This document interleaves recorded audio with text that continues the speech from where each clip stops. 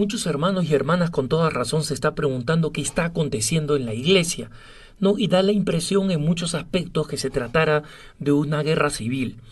Eh, Voy a tratar de explicar un poco el contexto en el que nos encontramos y obviamente a partir de él quedarnos abiertos a lo que va a pasar porque estamos en una situación incierta en la iglesia y vamos a seguir en una situación incierta. Entonces es muy importante que los católicos entendamos que se han abierto unas puertas que todavía no se van a cerrar y que vamos a ver todavía muchos fenómenos ocurrir, ¿no?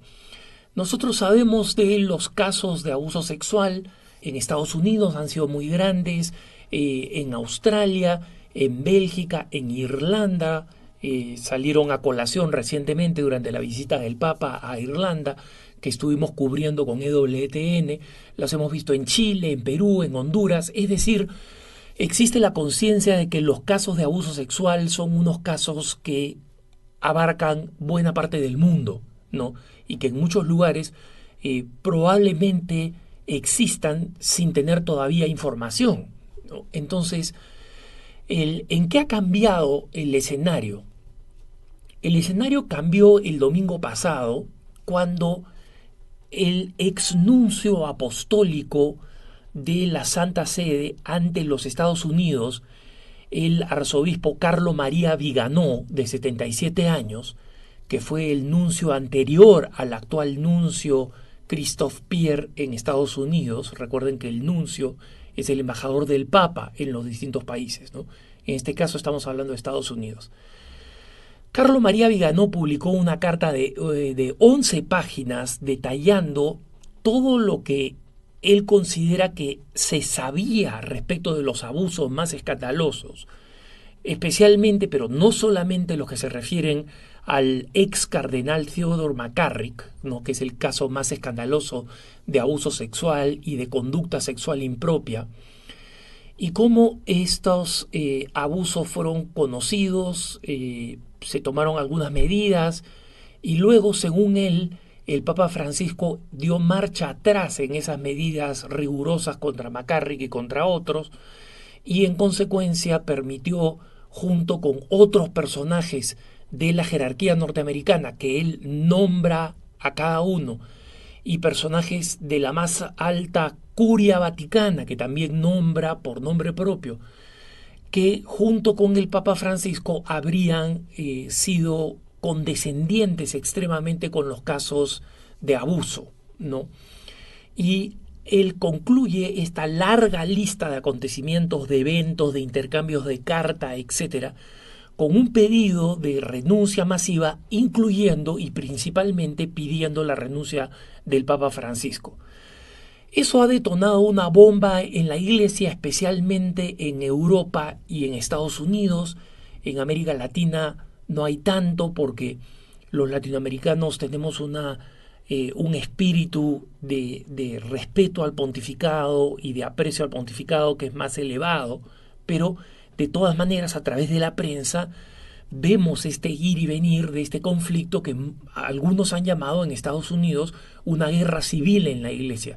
¿Por qué una guerra civil? Porque han salido autoridades eclesiásticas y comentaristas católicos a uno y otro bando a simplemente denigrar a Viganò, a este exnuncio, y diciendo que sus motivaciones son oscuras o que él mismo elogió a McCarrick en su tiempo, y otros que dicen es absolutamente irrelevante cuáles son las motivaciones personales de Viganò, lo importante es si es que su información es una información correcta. Entonces han habido algunos que han salido a negar parcialmente la información, otros que han salido a afirmar parcialmente la información, y como sabemos, el Papa Francisco en el viaje de regreso de Irlanda a Roma el domingo pasado dijo que él no iba a decir absolutamente nada sobre esta carta, esta carta bomba de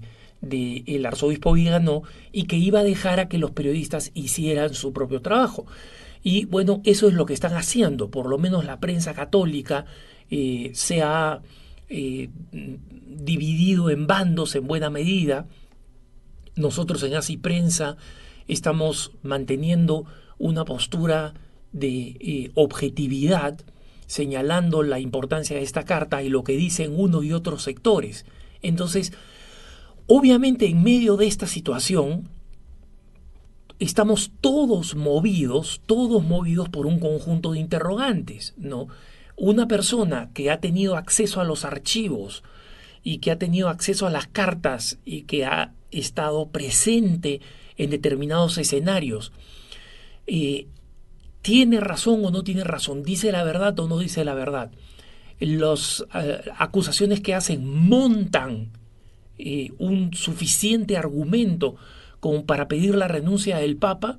Sobre este aspecto específico, sobre el tema de la renuncia del Papa, yo tengo especiales dudas. Creo que hay muchas interrogantes que esto plantea, interrogantes que no vamos a poder responder en el corto plazo, pero me parece que pedir la renuncia del Papa es exagerado porque simplemente nos quita la cabeza de la Iglesia, que debería precisamente enfrentar y resolver todos estos asuntos. ¿Cuál es el tema de fondo aquí, hermanos? Es el siguiente. No cabe la menor duda de que han habido abusos, y abusos realmente espantosos. Un hermano que leyó el informe de el gran jurado de Pensilvania dice que las historias que ha leído son verdaderas historias de horror, y lo son porque por mi responsabilidad periodística yo he tenido que leer ese informe, pero he leído otros. Leí el de la Arquidiócesis de Los Ángeles en la época del cardenal Roger Mahony y sus predecesores, y hay historias no solamente de horror, sino lo peor de todo es lo siguiente. Les comparto una anécdota del informe que leí de la Arquidiócesis de Los Ángeles en la época del cardenal Mahony, por ejemplo. Hay una descripción al detalle insufrible, inaguantable, horrorosa, sobre el abuso de una niñita por parte de un sacerdote, de una niñita de 5 años. Los detalles son abominables, demoníacos, ¿no? Pero lo que es increíble es que el vicario para sacerdotes de la arquidiócesis haya puesto un comentario al costado escrito a mano diciendo: el padre tal no debería beber, esto es lo que pasa cuando bebe y se emborracha. No. Miren ustedes el horror de la historia y la frialdad con que se reacciona, y ese es el problema. La reacción frente a estos abusos. Hermanos, psicópatas y pervertidos van a entrar en la iglesia porque son inevitables. Nadie tiene la fórmula perfecta. Nadie en el mundo, en ninguna institución, tiene la fórmula perfecta para evitar que un psicópata o que un perverso, un pervertido, ingrese dentro de una institución. Y lo mismo pasa con la iglesia. Los sistemas pueden mejorar y deben mejorar. Ya está visto, por ejemplo, y este es un documento de la Sagrada Congregación para la Educación Católica, no la idea de Alejandro Bermúdez. Las personas homosexuales no pueden ser aceptadas dentro del sacerdocio por los problemas que tienen y por lo que ya he explicado en un punto de vista anterior, y son la fuente principal de los problemas. Pero aún así es imposible impedirlo. Lo que sí es posible es cortarle los pies desde el principio. Y eso es lo que no ha pasado. Entonces, ¿cuál es el problema en el que nos encontramos hoy día? ¿Cuál es el meollo de la carta de Monseñor Viganó? Es de quién es la culpa, quién fue responsable, quién supo y no hizo nada, quién supo y miró para el otro lado. Ese es el problema y esa es la batalla de hoy. Entonces, muchos han entendido esto como una batalla ideológica. No, es contra el Papa, y en esto el cardenal Blase Cupich de Chicago realmente hizo declaraciones totalmente lamentables. Y como lo he hecho en otras ocasiones, hoy en día estamos en una situación tal en la iglesia en que los laicos no debemos tener ningún temor en decir qué es lo que está mal y quién está mal. Y el cardenal Cupich dice: no, esto no importa, no hay que meternos en ese problema. Estas críticas son en realidad porque el Papa es latino, o sea, son unas críticas racistas. Descartar la inquietud de miles de fieles, de miles de fieles en Estados Unidos y en otros lados, que están preocupados por esto, diciendo que la crítica al Papa es porque el Papa es latinoamericano, es absolutamente ridículo. Me cuesta pensar que él mismo lo crea. Prefiero pensar que es un cínico a que realmente es tan ignorante que piensa que efectivamente ese es el problema. No, el problema es: nosotros no podemos seguir adelante si es que no existe una toma de cuentas de quiénes fueron responsables y quiénes supieron de los abusos sexuales y sabiendo de esos abusos sexuales los permitieron que personas como el cardenal McCarrick ascendiera en la cúpula eclesiástica, de obispo auxiliar de Nueva York a obispo de Metuchen, de obispo de Metuchen a arzobispo de Newark, de arzobispo de Newark a arzobispo de Washington, D.C., de la capital de los Estados Unidos, de arzobispo de Washington, D.C., cardenal de la iglesia, dejando detrás una estela de abusos sexuales por donde iba. Y me van a decir que nadie los conocía, cuando las diócesis después tuvieron que ir cerrando los casos, pagando a las víctimas, paso por paso. Entonces acá hay que tomar cuentas y todo el mundo tiene que ser tenido por responsable. Entonces, como digo, yo no me parece que pedirle la renuncia al Papa es extrema, pero si llegáramos a una situación en la que el Papa también ha sido negligente, entiendo por qué se hacen esas peticiones. Entiendo perfectamente por qué se hace. Entonces, esa es la situación, hermanos. Nosotros tenemos que entender que estamos en un momento muy conflictivo. En la historia de la Iglesia han pasado momentos peores, pero esa historia nunca me ha servido de consuelo.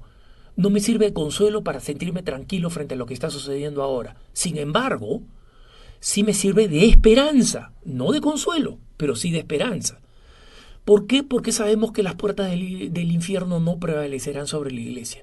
Pero en este momento lo que les toca a los católicos, lo que nos toca a los católicos, es ser activos y perseverantes en pedir cuentas. Ningún obispo puede dar por descontada nuestra lealtad. Ahora los obispos tienen que ganarla, porque hemos visto demasiada negligencia en muchos lugares, en muchos de nuestros lugares.